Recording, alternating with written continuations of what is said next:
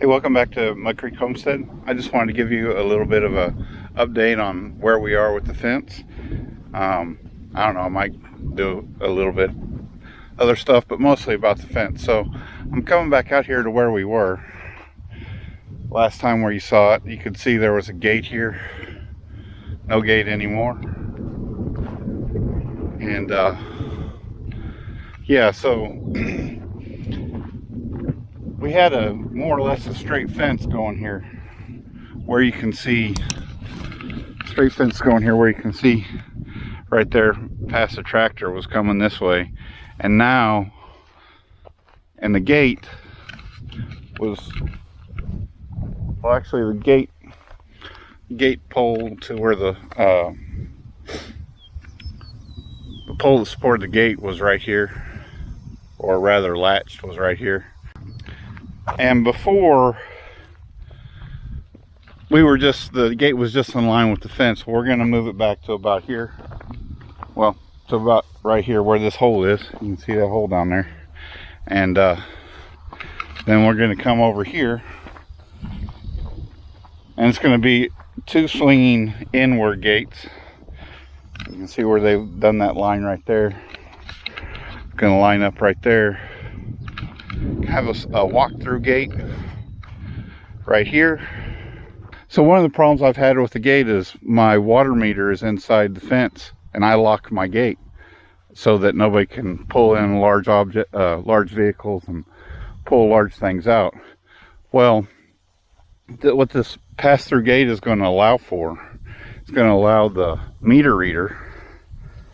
water meter reader, to come over here, and this right here is covering the water meter with this chain on it. So what the meter readers had to do in the past is he's had to jump the fence in order to come read the meter.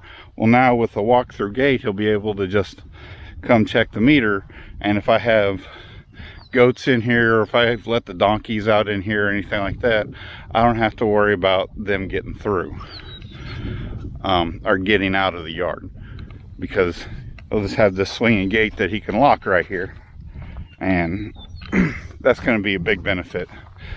People, instead of honking from the road, can come knock the door, you know, to say, hey, are you up around? Can I get some help with something or whatever, you know. Just checking the mail real quick. You can see he's kind of lined all this.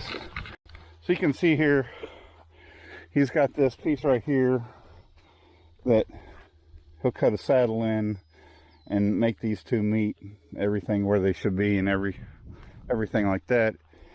These are just set in here. You can tell he hasn't made the final adjustments, leveling out. And these beams and these posts are more or less going to be level with the ground, and the ground's not real level right here, so it may not look like I don't know, as picturesque as you would think it is, but it's going to follow fencing theology. You can see here,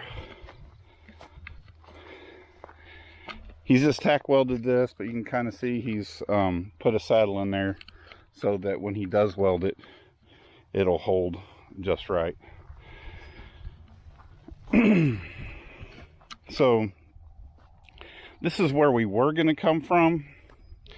We're going to come from here back off into that direction to where the gate is at an angle, but unfortunately something that nobody involved with this project had foreseen, even though it was right there, was that AT&T pod right there. That has 50 wired pairs. They're for broadband, for commercial application. Why they're out in the middle of nowhere, I don't really know. I think talking to the AT&T guy when he came out here, 6 of them are active, or they would have probably been able to just cut the lines. And so you can tell here that because of where that is, our gate was not able to fade back, or some unexperienced person or somebody not paying attention, most likely myself, would have wiped that pod out there. And it only cost like, you know, around $3,000 or more to fix, maybe more to fix. But to move this pod right there to between these two white uprights, that's about 15 feet total movement. It's about 30 feet of wiring that needs to be displaced. To move it right there to make sure it was safe only would have cost like $3,000, and an expense that no one's wanting to take on right now. Or, you know, I mean, we'd rather get this fence done so that we can have animals and whatnot out in the front yard. So then I kind of discussed later on, once we get down to this first tree right here, the fence is going to fade back off in that direction a little bit, and that has to do with the bridge that they're going to be building or repairing, rebuilding. I don't know. Hopefully it won't take too long. It's going to cut me off from my other pasture. Luckily I have that low water crossing that at least my ATV and the Toro can make it across without too much problem. So anyways, that's where we are on the fence. And